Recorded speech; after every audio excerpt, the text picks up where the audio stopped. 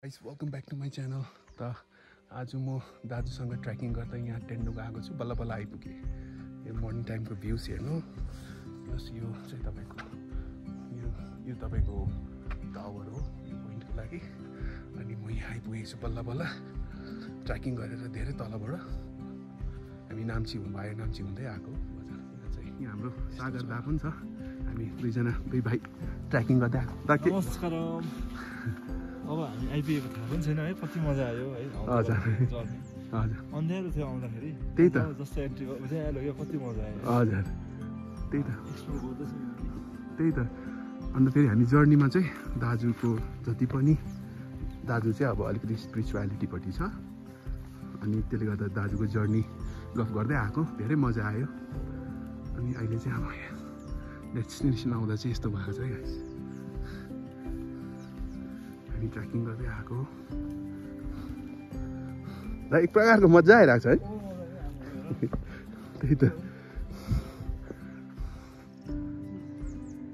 त्यही त नेचरलाई चाहिँ है त जहिले नि फिल गर्नु अरे नि त।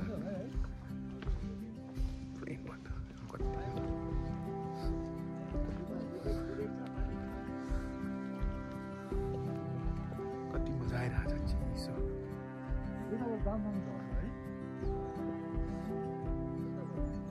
यताबाट हो दाम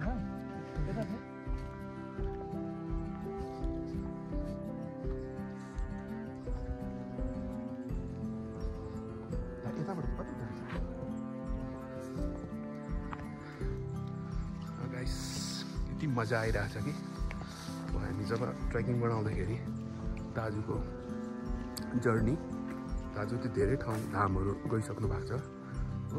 त्यसले गर्दा त्यो जर्नी सुन्दै आउँदा चाहिँ मलाई पनि धेरै इन्सपायर भयो, धेरै मजा आयो। फिलै भएन।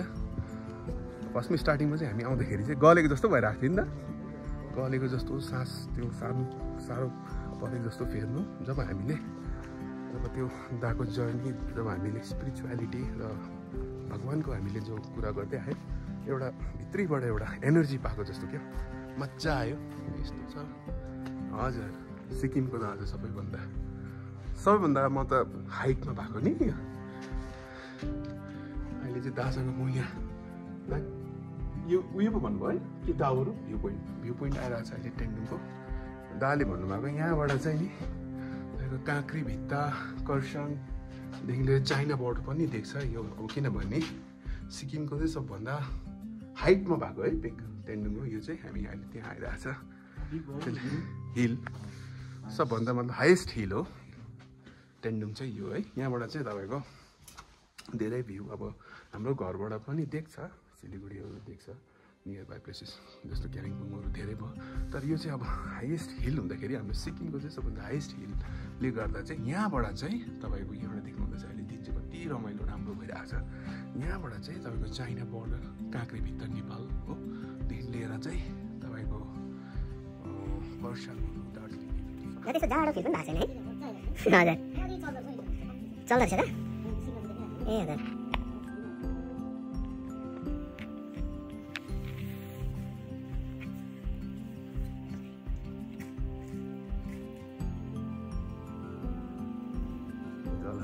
सागरदा चाहिँ माथि यो टावर चढ्दैछ। यहाँ माथि टावरबाट चाहिँ डल्लै भ्यू देख्छ तपाईँको यो टेन्डुङ हिलबाट चाहिँ टावरबाट चाहिँ चढ्नुहुँदैछ उता। आज चाहिँ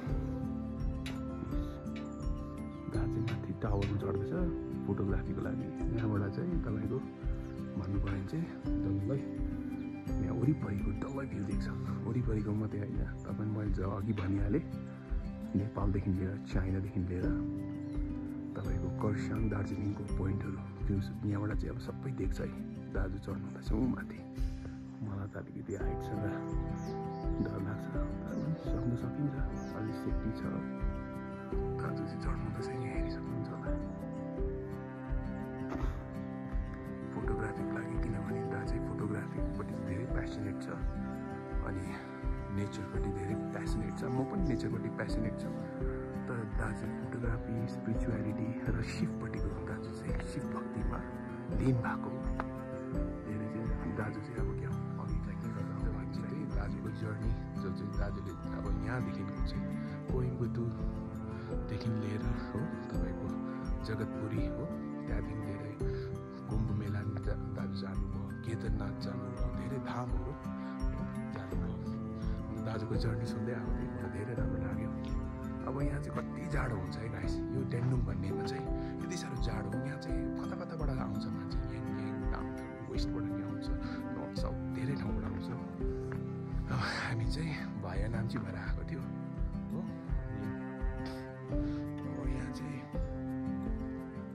मजाको छ हो। यहाँ चाहिँ अब कति मजा आउँछ, सायद म पनि चढ्छु होला अहिले, चढ्नु सक्छु होला। अब यति मजा आउँदैछ कि अब हुन्छ यति साह्रो जाडो हुन्छ यो ठाउँमा चाहिँ। यो ठाउँमा चाहिँ पहिला भन्थ्यो कि हिउँ पनि पर्थ्यो, सायद अहिले पनि पर्नु सक्छ। हिउँले भएको छैन जाडो जस्तो।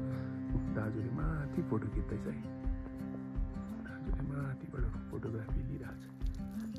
अब साम्बाबी क्रिया गर्नु आँटेर है, त्यसको लागि चाहिँ अलिकति टाउको चिसो हुनुपर्छ भन्छ। हजुर, अब दाजुले चाहिँ हजुर यता सागर दा चाहिँ अब इनर इन्जिनियरिङ गरेको हो। दाले चाहिँ अब योगापट्टि चाहिँ धेरै दाको चाहिँ अब धेरै ध्यान दिनुहुन्छ नि त। दा कुन चाहिँ योग पो भन्नुभयो दा? नमस्कार। यहाँ चाहिँ साम्बाबी महामुद्रा क्रिया भन्छ है। हजुर, यो चाहिँ 21 मिनट्स भन्छ। हजुर, प्रिपरेटरी आसन भन्छ। हजुर, त्यो गर्दाखेरि चाहिँ 40 मिनट्स लाग्छ टोटल। हजुर, प्रिपरेटरी र साम्बाबी। म फुल डेफिनेसन चाहिँ भन्नु सक्दिनँ। हजुर, टेक्निकल हुन्छ है। हजुर, म त्यो एक्सप्लेन गर्नु सक्दिनँ। हजुर, त्यो लेभलमा चाहिँ त्यसको लागि पनि मैले त अब आफै गर्नु पऱ्यो। हजुर, हजुर, त्यो क्रियाको नाम चाहिँ साम्बाबी क्रिया। हजुर, इसा फाउन्डेसन तपाईँले सिक्दा हुन्छ। यो गऱ्यो भने चाहिँ धेरै फिजिकली फिट, मेन्टली फिट। हजुर, के छ त्यही त है, त्यही त जो दाजुले भन्नुभयो तपाईँहरूले पनि गर्नु सक्नुहुन्छ। जो इसा फाउन्डेसन त्यसबाट माध्यमद्वाराबाट तपाईँले गर्नु सक्नुहुन्छ। दाजुले चाहिँ गरेको म चाहिँ हल्का क्लिप मात्रै देखाउँछु, किनभने सबै देखाउन सक्दिनँ गाइस। त्यसले गर्दा चाहिँ अब दाजु चाहिँ स्टार्ट गर्नु आँटेको हो।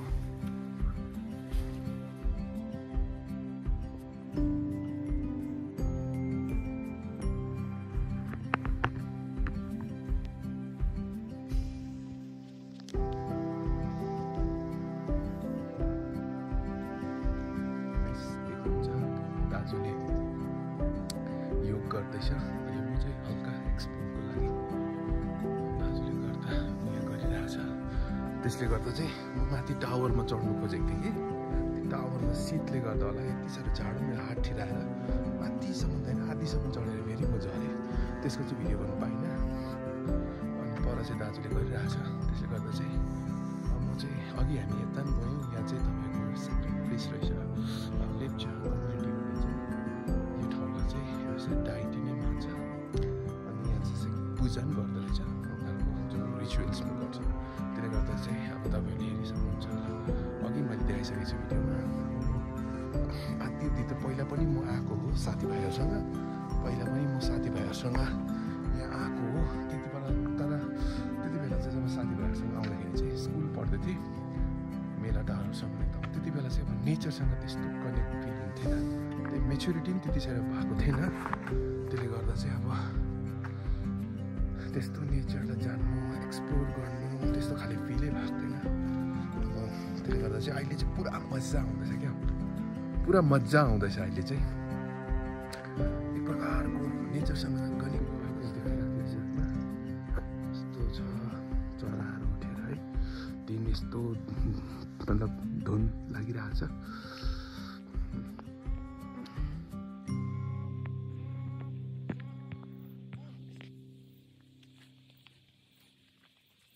अब हामी चाहिँ फर्किनु आँटेको दा र म। हामीले च्याटिङहरू पनि गऱ्यौँ हो, मेडिटेसन गरेर दाले गरेँ। एप्पल ल्याउनु भएको छ है। मैले एप्पल र बनाना लिएको थिएँ। अब अरूले चाहिँ अब क्याम्पिङहरू गरेर के खान्छ, हामी चाहिँ अब साधु पर्यो दा र म दुईजना। त्यसले गर्दा चाहिँ हामी चाहिँ हाम्रो एनर्जी चाहिँ यो हो, अरू चिज हो। हजुर, हाम्रो चाहिँ यो एप्पल, यो बनाना। अन्त हामी पानी पिउँछौँ है, अरू चिज पिउँदैनौँ। पानी चाहिँ फेरि स्वास्थ्यको लागि सबभन्दा चाहिने कुरो हो शरीरको लागि।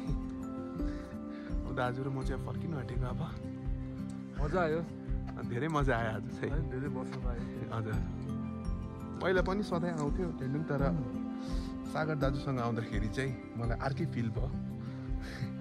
अब हामीले नेचरलाई कसरी चाहिँ माया गर्नुपर्ने रहेछ, नेचरसँग चाहिँ कसरी जोडिनु पर्ने रहेछ र भक्ति भावको पनि धेरै कुरोहरू। अब हामी फर्किनु तर्फपट्टि लाग्दैछौँ, फर्किँदैछ। अब हामी स्कुटी चाहिँ तल राखेको छ कि Everything that ever happens on this planet is still remembered by your body, because your body is just a piece of this planet. हजुर, कति दामी है। वाट अफ द डे चाहिँ यस्तो छ। अनि दा र म चाहिँ अघि बिहान जब हामी चाहिँ बिहानै हिँडेको हो नि त घरबाट, त्यति बेला यही बाटो हिँड्दाखेरि चाहिँ अँध्यारोले गर्दा चाहिँ देखेन होला, ट्रेकिङ गर्दा हामी चाहिँ यो बाटोबाट आएको थियौँ अघि पनि। अब फर्किँदा नि यही बाटो जाँदैछौँ हामी। अब हेर्नुहोस् न, नेचरलाई चाहिँ अब फिल गर्नु भन्छ नि, हाम्रो डे टु डे लाइफमा त फिल गर्दैन, आज चाहिँ पुरै नेचरलाई फिल गर्दैछ। अब किनभने दाजुकै गफ सुन्दै हो, मजा लिँदै चाहिँ नेचरको क्या पुरै अब के हो नेचर, कस्तो डिभाइन, हजुर डिभाइन एनर्जीलाई फिल गर्दैछ। अन्त मैले दाजुसँग चेन्टिङ पनि गरेँ, यस्तो दामी पिसफुल भयो।